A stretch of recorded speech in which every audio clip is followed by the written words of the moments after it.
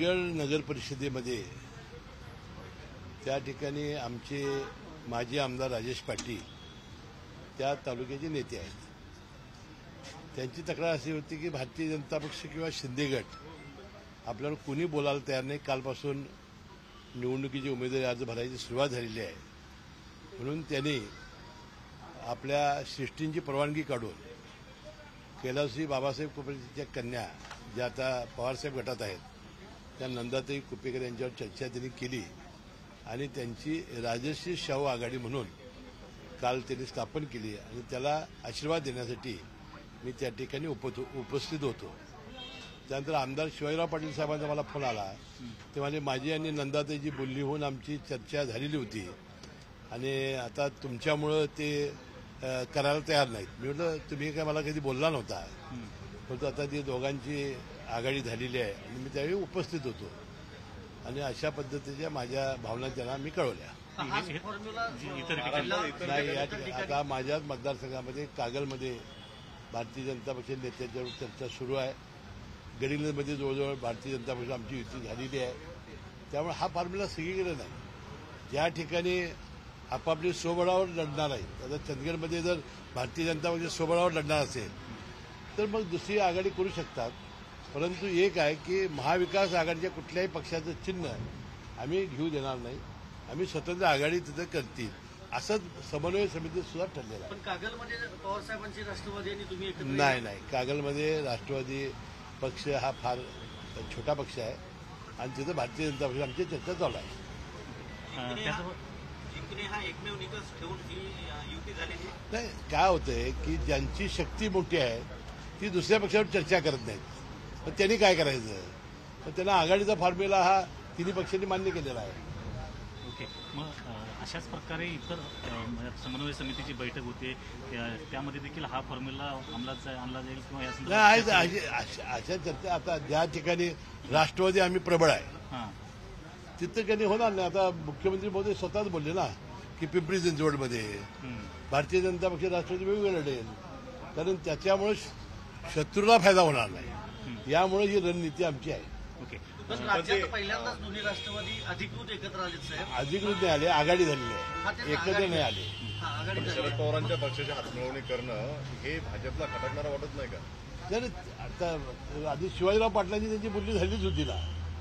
भारतीय जनता पक्षाचे आज जे आमदार आहेत त्यांचे त्याचे बोलणी फायदा झालेली होती. पण तानाजी सावंतांसारख्या नेत्यांनी टीका केलेली होती वेगळ्या शब्दामध्ये खालच्या स्तरावर जाऊन.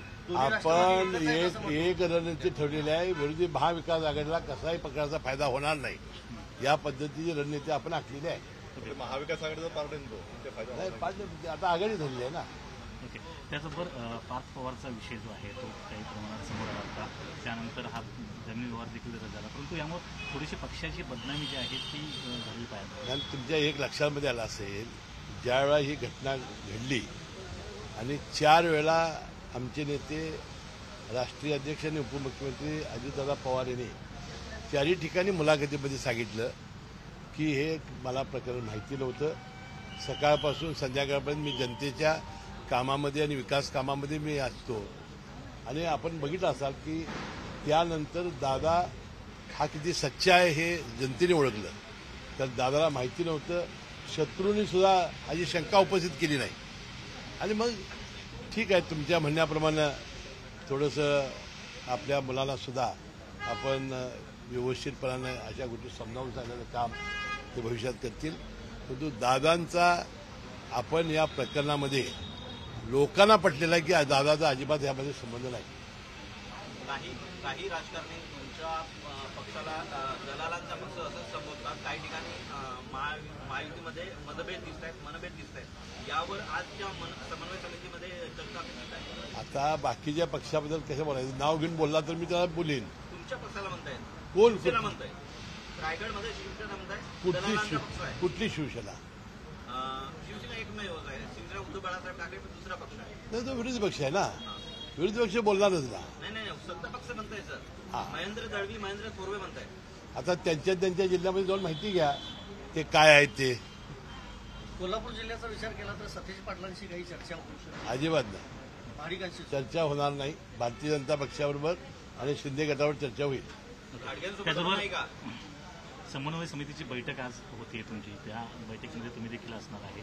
त्या बैठकीत काय चर्चा झाली? काय नाही, आता या समन्वय समितीच्या बैठकीमध्ये आता तिन्ही पक्षाचे जास्तीत जास्त नगरपंचायती आणि नगरपालिका कशा निवडून येतील, पुढे महानगरपालिका आणि जिल्हा परिषद कशा निवडून येतील याचाच विचार होईल. दिल्लीमध्ये बॉम्बस्फोट झालेला आहे, अनेक जणांचं देखील नाही, ते आता माहिती दिल्लीवाल्यांना म्हणतं.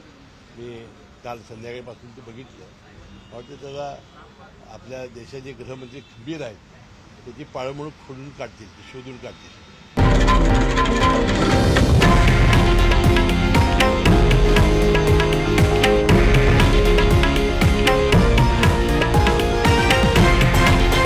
हे आहे देशातील नंबर 1 न्यूज नेटवर्क आणि आपण पाहत आहात TV9 मराठी, एकमेव.